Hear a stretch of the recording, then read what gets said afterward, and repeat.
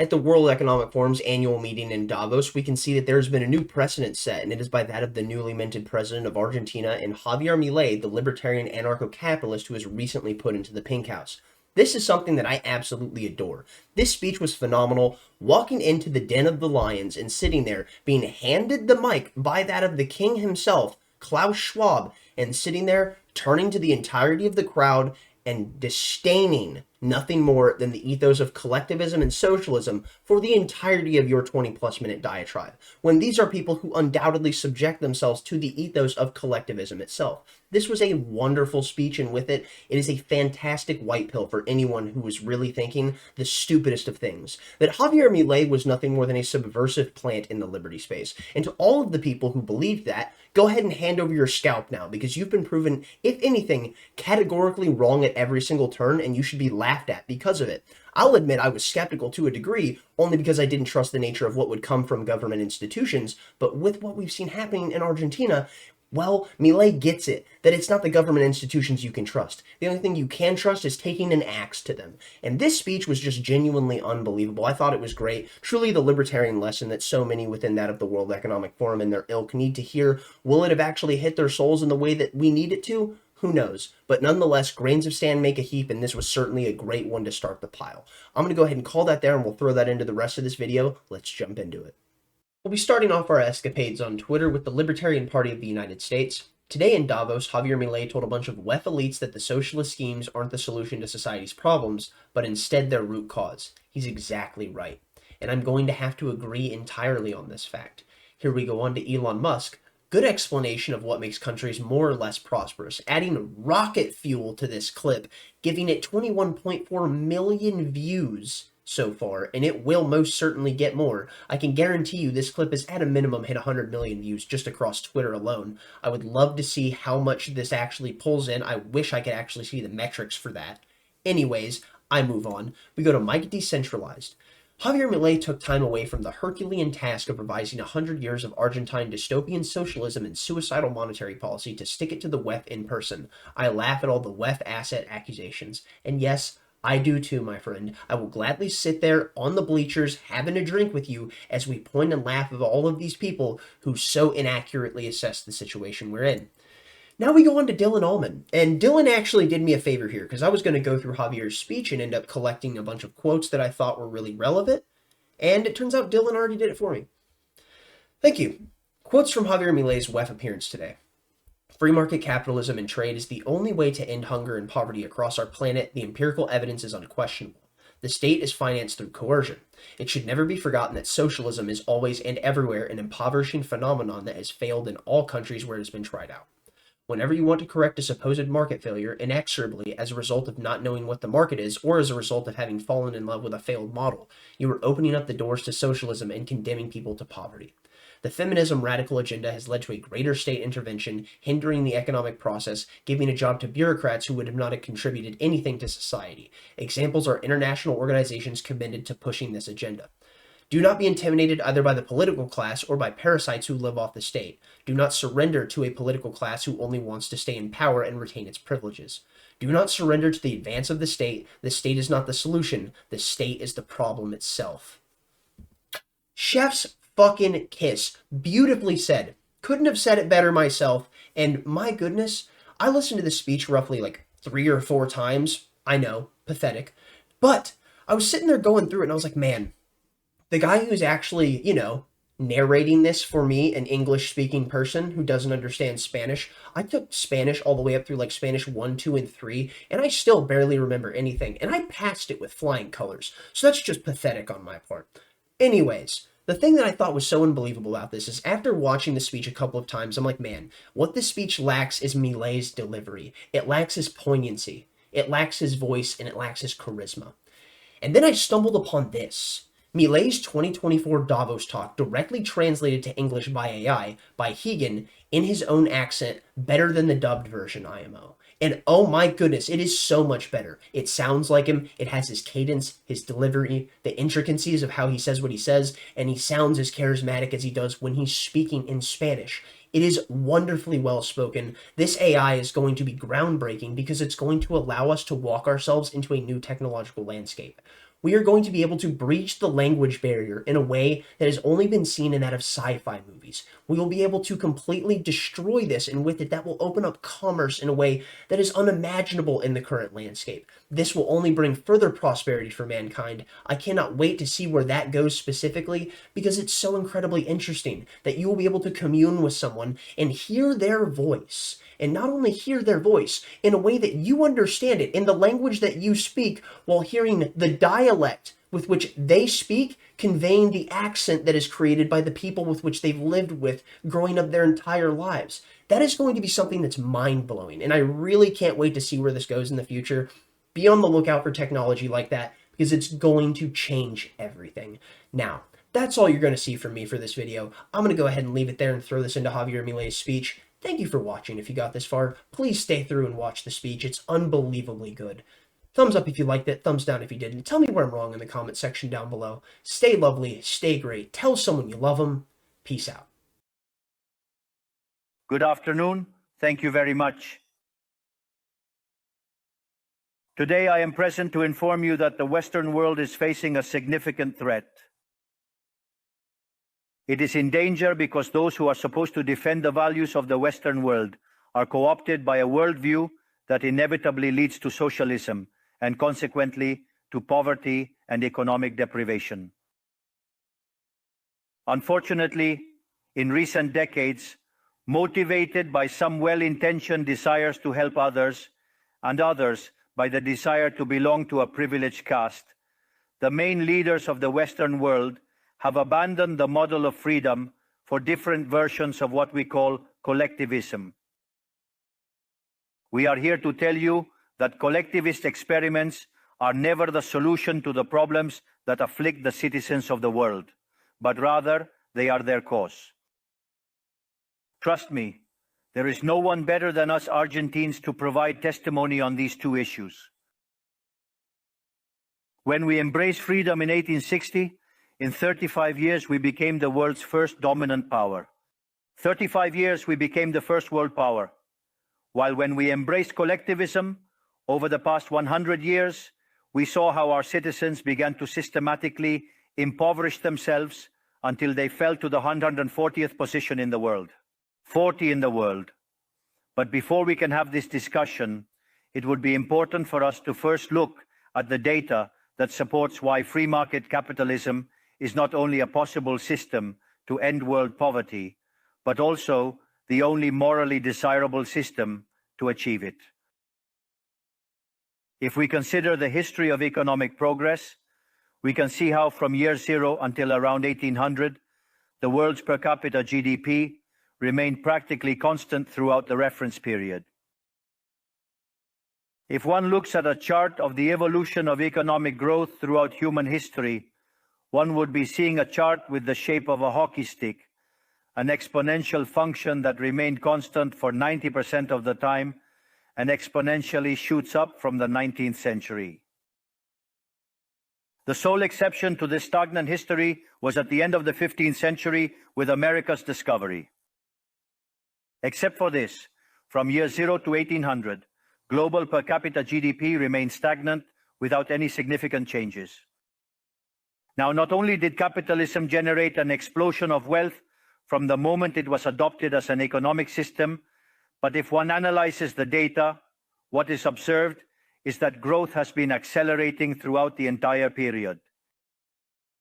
During the entire period between year zero and 1800, the per capita GDP growth rate remained stable at around 0.02% annually, that is, practically without growth.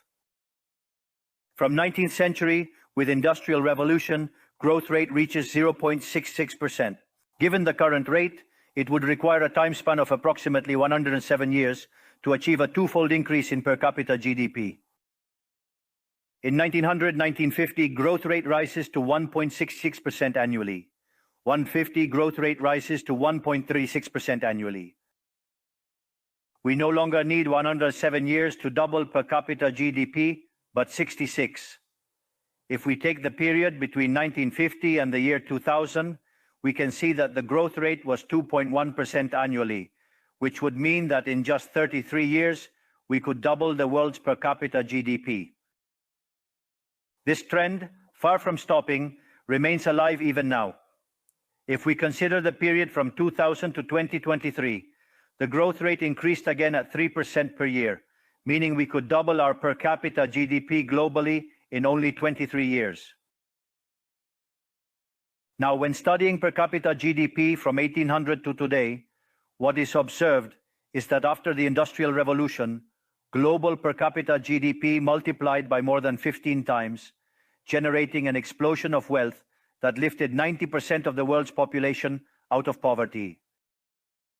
We must never forget that by the year 1800, about 95% of the world's population lived in extreme poverty, while that number dropped to 5% by the year 2020, prior to the pandemic. The conclusion is obvious.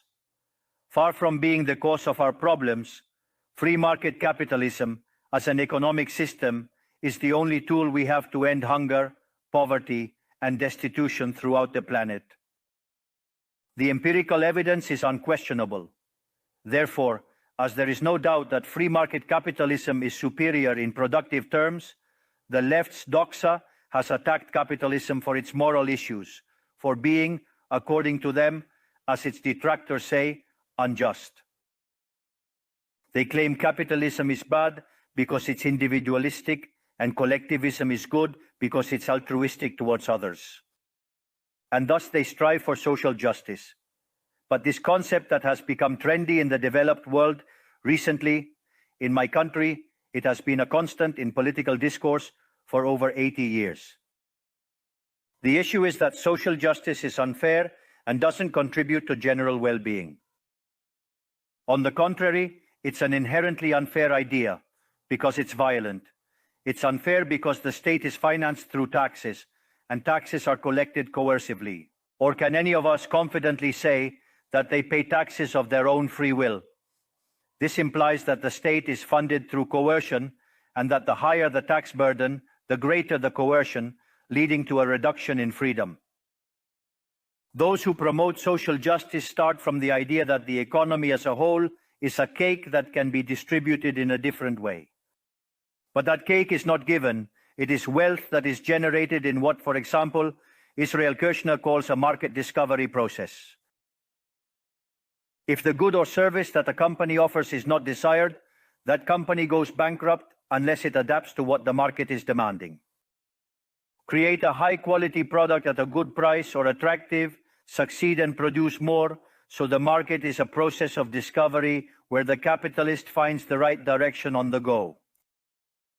But if the state punishes the capitalist for success and blocks him in this process, it destroys his incentives, and the consequences are that he will produce less and the cake will be smaller, generating harm to society. Collectivism, by inhibiting discovery and hindering appropriation, ties the entrepreneur's hands, preventing him from producing better goods and offering better services at a better price. How can it be then that from academia, international orgs, politics, and econ theory, an econ system is demonized that not only has lifted 90% of the world's pop out of extreme poverty and does so increasingly faster, but is also fair and morally superior? Thanks to capitalism, the world is currently in its best moment. There has never been a moment in history with greater prosperity than the one we live in today. Today's world is freer, richer, more peaceful, and more prosperous than ever before. This is true for everyone, but particularly for those countries that are free, where they respect economic freedom and individual property rights. Because free countries are 12 times richer than repressed ones. Saying goes that in countries with freedom, people live better than 90% of population in repressed countries. It has 25 times fewer poor people in the standard format and 50 times fewer in the extreme format. And if that weren't enough, citizens of free countries live 25% longer than citizens of repressed countries. Now, in order to understand what we come to defend, it is important to define what we mean when we talk about libertarianism. To define it, I take up the words of the greatest proponent of the ideas of freedom in Argentina, Professor Alberto Venegas Lynch, who says that libertarianism is the unrestricted respect for the life project of others, based on the principle of non-aggression, and in defense of the right to life, liberty, and property, whose fundamental institutions are private property, free markets without state intervention, free competition, division of labor, and social cooperation, where one can only be successful by serving others with goods of better quality at a better price. In other words, the capitalist, the successful entrepreneur, is a social benefactor who contributes to the well-being of society as a whole. In short, a successful entrepreneur is a hero. This is the model that we are proposing for the future of Argentina, a model based on the fundamental principles of libertarianism, the defense of life, freedom, and property. Now, if free market capitalism and economic freedom have been remarkable instruments to eradicate poverty globally, and we are presently experiencing the most favorable period in human history, it is worth inquiring why I assert that the West is in jeopardy. I argue that the West is endangered as in countries defending free market, private property, and other institutions of libertarianism, sectors of the political and economic establishment, due to errors in their theoretical framework and ambition for power, undermine libertarianism, opening doors to socialism and potentially condemning us to poverty, misery, and stagnation. Because it should never be observed that socialism is always and everywhere impoverishing, failed in all countries where attempted. It was a failure economically, it was a failure socially, it was a failure culturally, and it also killed more than 100 million human beings. The main problem of the West today is that we not only have to confront those who, even after the fall of the wall and overwhelming evidence, continue to advocate for impoverishing socialism, but also our own leaders, thinkers, and academics who, sheltered in a misguided framework, undermine the foundations of the system that has given us the greatest wealth and prosperity in our history. The theoretical framework I am referring to is neoclassical economic theory, which designs an instrument unintentionally functional to the intrusion of the state, socialism, and the degradation of society. The issue with neoclassicals is that since the model they fell in love with doesn't match reality, they attribute the error to the supposed market failure instead of revising the premises of their model. On the text about a supposed market failure, regulations are introduced that only generate distortions in the price system that hinder economic calculation and consequently savings, investment, and growth. This problem essentially lies in the fact that not even supposedly libertarian economists understand what the market is, since if it were understood, it would quickly be seen that it is impossible for there to be such a thing as a market failure. The market is not just a graphical description of a supply curve and a demand curve on a graph. The market is a mechanism of social cooperation where property rights are voluntarily exchanged. Thus, considering this definition, discussing market failure is a contradiction in terms. There is no market failure. If transactions are voluntary, the only situation in which there can be a market failure is if there is coercion present. And the only one with the ability to coerce in a generalized manner is the state that possesses the monopoly of violence. Consequently, if someone considers that there is a market failure, I would recommend that they check if there is state intervention in the middle. If no state intervention found, suggest reanalyzing, as it is definitely wrong. Market failures do not exist. An example of the alleged market failures described by neoclassicals are concentrated structures in the economy. However, without functions that demonstrate increasing returns to scale, whose counterpart are the concentrated structures of the economy, we would be unable to explain the phenomenon of economic growth from 1800 to the present day. Look how interesting. commencing from the year 1800 and extending onwards, with the population experiencing a multiplication of more than 8 or 9 times. The per capita income underwent a growth of more than 15 times in magnitude. To clarify, there are more returns. This caused poverty to drop from 95% to 5%. However, the presence of increasing yields implies the existence of concentrated structures, which would be referred to as, for example, a monopoly in the market economy. How can it be that something that has generated so much well-being, according to neoclassical theory, that is considered a market failure? Neoclassical economists think outside the box. When the model fails, don't get angry with reality. Get angry with the model and change it. The dilemma for the neoclassical model is that they aim to enhance market functioning by targeting perceived failures. By doing so, they not only open doors to socialism, but also undermine economic growth. For instance, implementing regulations on monopolies, dismantling their profits, and obliterating increasing returns would inevitably annihilate economic growth. In other words, each time you want to correct a presumed market failure, inevitably, due to not knowing the market or because you have become attached to a failed model, you are opening doors to socialism and condemning people to poverty. However, in the face of the theoretical demonstration that state intervention is harmful, the empirical evidence that it failed because it could not be otherwise, the solution that collectivists will propose is not greater freedom, but greater regulation, generating a downward spiral of regulations until we all become poorer and the lives of all of us depend on a bureaucrat sitting in a luxury office.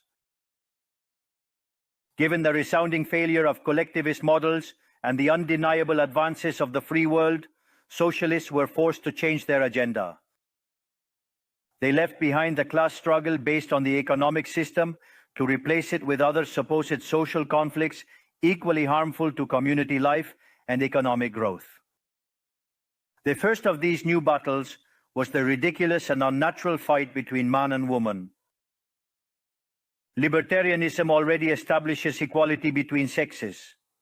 The cornerstone of our creed states that all men are created equal, that we all have the same unalienable rights granted by the Creator, among which are life, liberty, and property. This radical feminism agenda has led to increased state intervention, hindering the economic process. It provides jobs to bureaucrats who haven't contributed anything to society, whether through women's ministries or international organizations promoting this agenda. Another conflict that socialists pose is that of humans against nature. They argue that humans cause harm to the planet and that it must be protected at all costs, even advocating for population control mechanisms or supporting the controversial agenda of abortion rights. Unfortunately, these harmful ideas have strongly permeated our society. Neo-Marxists have managed to co-opt the common sense of the Western world. They achieved this through the appropriation of the media, culture, universities, and yes, even international organizations. The final case is very serious, as it involves institutions with huge influence on the political and economic decisions of the countries in these multilateral organizations. Fortunately, more of us dare to raise our voices, as we see that if we don't confront these ideas head-on, the only possible destiny is more state, more regulation, more socialism, more poverty, less freedom, and consequently, a worse quality of life. Unfortunately, the West has already started down this path.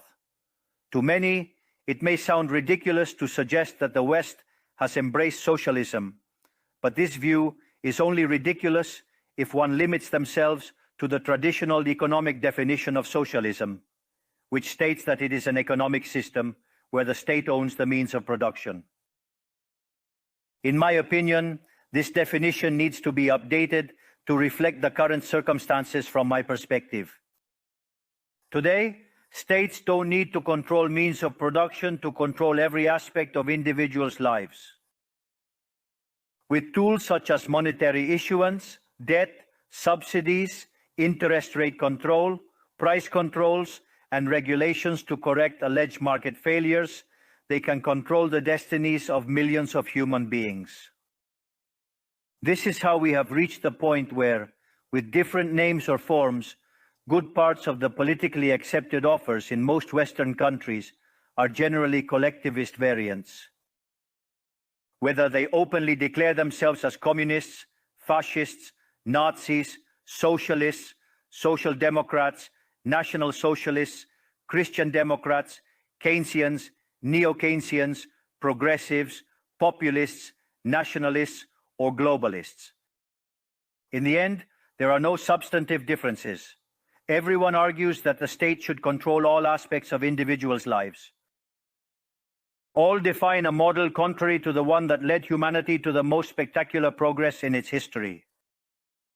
We are here today to extend an invitation to the other Western countries to resume the path towards prosperity. Economic freedom, limited government, and unrestricted respect for private property are vital for economic growth.